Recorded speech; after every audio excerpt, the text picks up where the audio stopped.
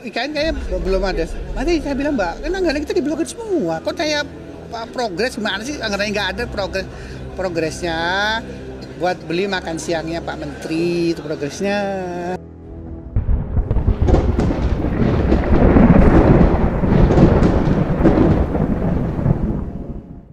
Assalamualaikum warahmatullahi wabarakatuh. Iwan Filah. Beberapa hari belakangan ini kita sering mendengar kabar tentang IKN ya, di mana ada indikasi akan terancam mangkrak. Hal ini makin dikuatkan oleh keterangan dari Menteri Pekerjaan Umum, yaitu Pak Dodi Hanggodo, yang diminta oleh wartawan mengenai tentang progres atau perkembangan dari IKN, di mana dia menjelaskan bahwa bagaimana IKN akan mendapatkan progres kalau dananya aja itu diblokir gitu. Nah, hal ini menjadi mengundang reaksi dari berbagai pihak, di mana dari pengamat politik, baik itu yang pro dengan Jokowi ataupun yang kontra dengan Jokowi, itu memberikan keterangan yang berbeda, di mana yang pro dengan Jokowi mengatakan salah satu tujuan utama dari Prabowo adalah meneruskan pekerjaan dari Jokowi, salah satunya adalah IKN. Tapi yang kontra dengan Jokowi menyebut bahwa IKN ini sudah di end, sudah tamat, di mana memang anggaran dana yang disiapkan oleh Prabowo itu memang sangat besar dalam hal yaitu program makan bergizi gratis, sehingga bisa dikatakan untuk memberikan ruang dana lebih untuk ke progres ke perkembangan IKN itu sangat tidak mungkin dan sepertinya berat untuk dilanjutkan. Nah, tentu saja di sini sangat menarik karena memang beberapa waktu lalu mantan calon presiden dari Partai Nasdem, PKB dan PKS, yaitu Anies Baswedan, diminta untuk memberikan keterangan mengenai IKN. Nah, ternyata dia memberikan keterangan yang sangat menarik ya. Nah, bagaimana keterangannya? Mari kita simak videonya berikut ini. Satu pertanyaan aja, Mas Anies sebagai mantan gubernur Jakarta kan dulu ya, ini kan banyak efisiensi Mas di lembaga gitu kan. Oke, nggak mau nih buat IKN imbasnya Mas kan sebagai calon ibu kota. Saya udah ngomong dari dulu soal IKN. Saya no komen ya, no komen. Pakai yang sudah pernah saya katakan.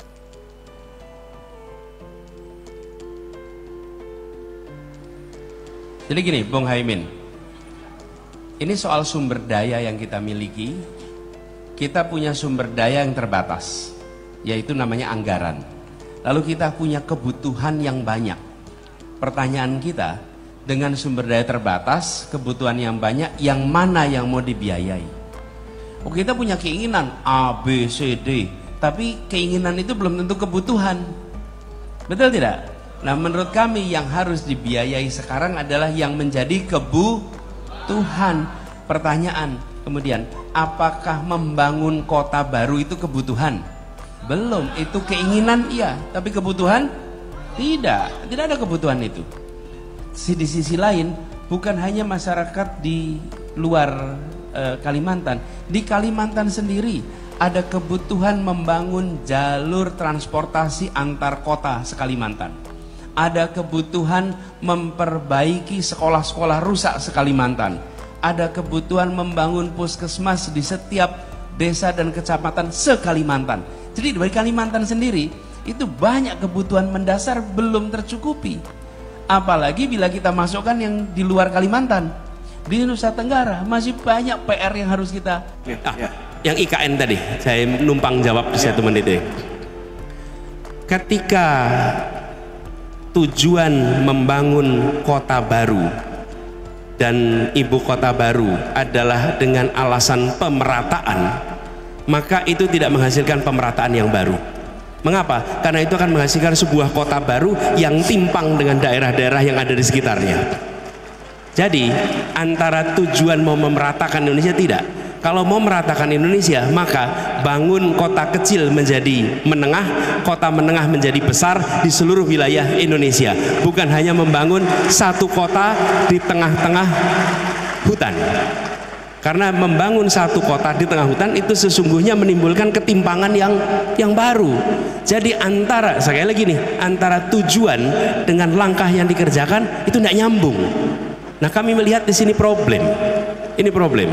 Karena itu ini harus dikaji secara serius Karena tujuan kita yang saya sampaikan tadi, Indonesia yang setara, Indonesia yang merata. Argumennya sama, tapi menurut kami langkahnya bukan dengan membangun satu kota, tapi justru dengan membesarkan semua kota yang ada di seluruh Indonesia. Makasih.